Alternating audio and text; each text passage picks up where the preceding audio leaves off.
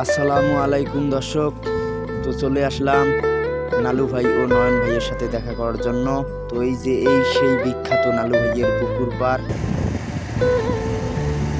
তো আমরা আজকে আমাদের গন্তব্য হচ্ছে নালু ভাই ও নয়ন ভাইয়ের সাথে দেখা করা। তো আমরা এই মুহূর্তে আমাদের গন্তব্যে পৌঁছার জন্য আমরা আমাদের সেই কাঙ্ক্ষিত জায়গায় যাইতেছি। তো বন্ধুরা, আপনারা সম্পূর্ণ ভিডিও দেখুন, তাহলেই বুঝতে পারবেন। তো এই মুহূর্তে আমরা রওনা দিয়েছি আমাদের নাগেশ্বরী উপজেলা থেকে।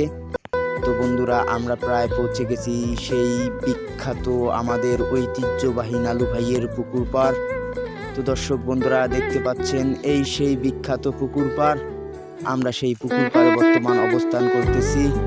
তো আমি সেই পুকুর পাড়ে পড়ে যাওয়ার মতো অবস্থা। তো সমস্যা নাই, সামনে আসা যাক, দেখা যাক আরও আপনাদের কি দেখাতে পারি। তো বন্ধুরা, এই যে দেখতে পাচ্ছেন শাড়িটা, এই সেই বিখ্যাত শাড়ি, যে শাড়ি দিয়ে নালু ভাই ও নয়ন ভাই সব সময় ভিডিও করত। তো তারা এই ভিডিও করার জন্য এই শাড়িটাকে সেখানে শুকানোর জন্য রেখে দিয়েছে। তো বন্ধুরা, আরও সামনে দেখা যাক কি দেখা যায়। তো আপনারা দেখতে পাচ্ছেন এই যে অনেক জামা কাপড় এখানে তারা শুকানোর জন্য রেখে দিয়েছে। তো বন্ধুরা, আমরা চলে আসলাম সেই বিখ্যাত ঘর। তো বন্ধুরা, এসেই আমাদের মনটা খারাপ হয়ে গেল। দেখতে পারলাম যে সেই ঘরের মধ্যে তালা লাগানো।